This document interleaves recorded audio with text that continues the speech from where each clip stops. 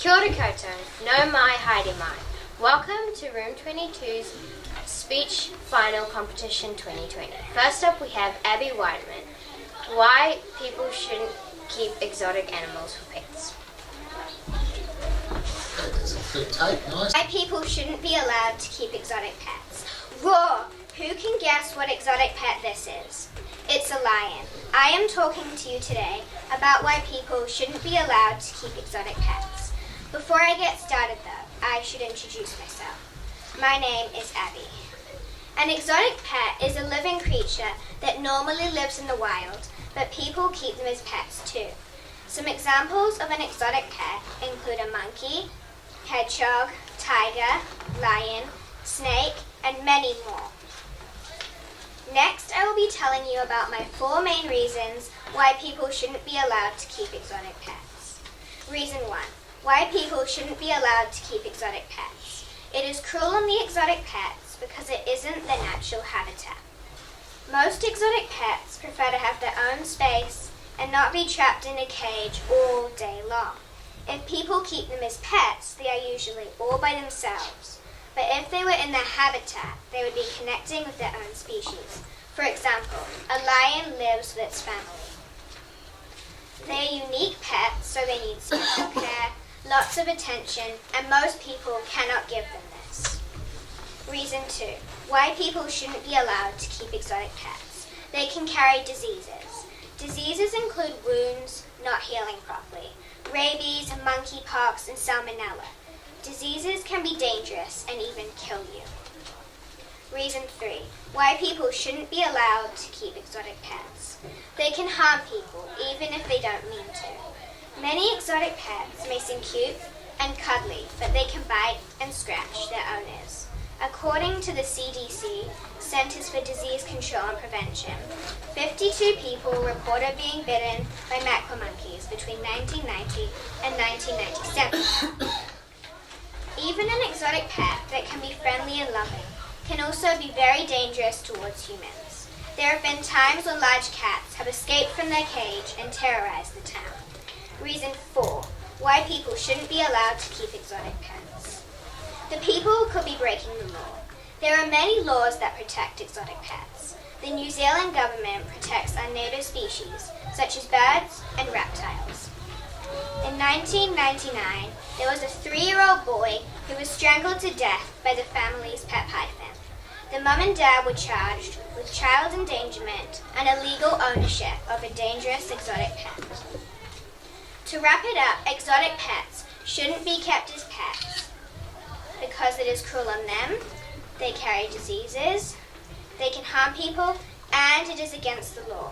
Overall, I hope you have learned more about exotic pets and why you shouldn't keep them as pets.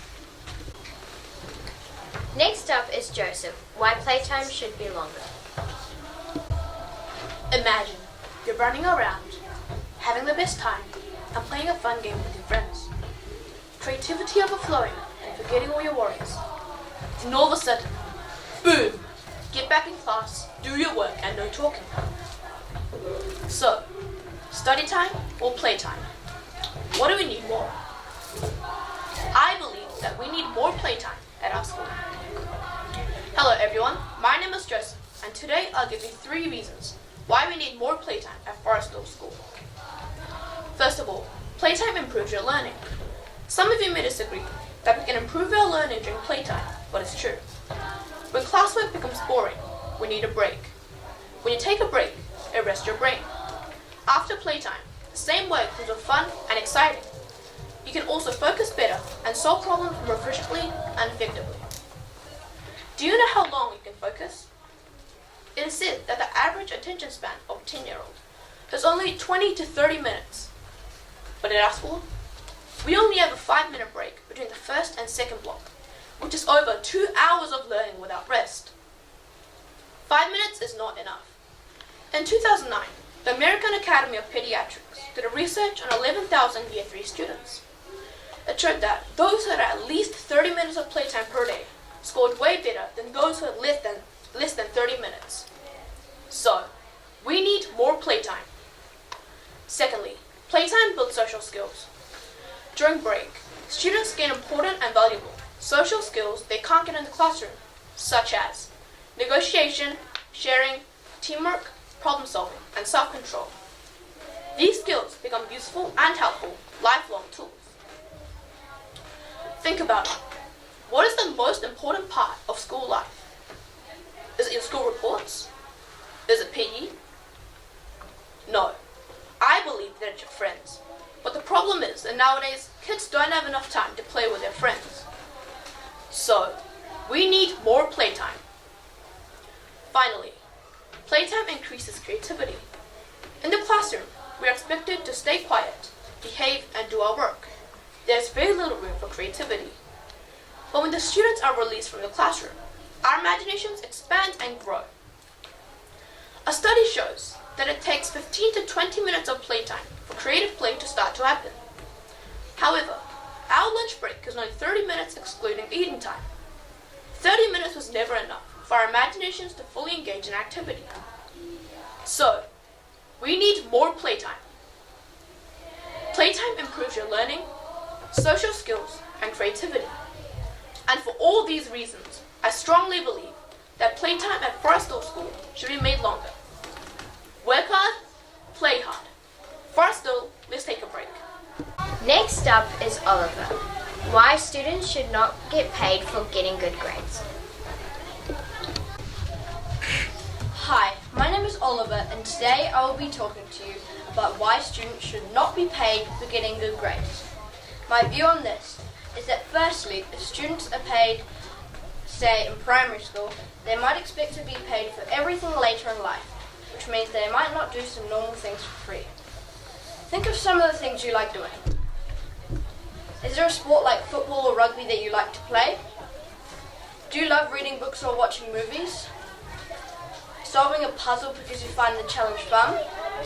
Studying a subject you find interesting? Normally, you do these things for the fun and joy of doing them, not to get some reward for doing them. Getting paid as a reward can make you feel or behave in a way that is different to who you are. You might end up doing things to achieve a social status or to avoid punishment. Secondly, if teachers are telling students that they will be paid for getting good grades, it might be too much pressure for some students who don't have good grades. If they feel pressure, it might lead to worsening grades. Thirdly, here's a question. If students do get paid, where is all the money going to come from? The school, the parents, the government, the teachers? My fourth reason is that money might cause conflict in the classroom.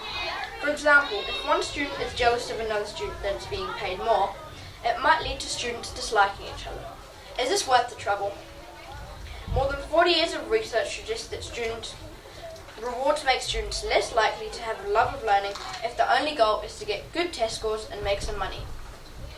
In the results of a survey that I performed, 58% of people surveyed said that students should be paid for getting good grades. A good 42% of people surveyed agreed with me, and half of the people who said students should be paid are in the top two groups of reading, maths, or both. This might mean that students who are already getting good grades are keen to get paid for this. However, they might not realise the negative impacts that this might have. In conclusion, getting paid for good grades can take away your sense of freedom and love for things. Having good grades is already a performance achievement, and you don't need to add extra pressure to get them. After hearing this speech, I hope you have been persuaded to think that students should not be paid for getting good grades.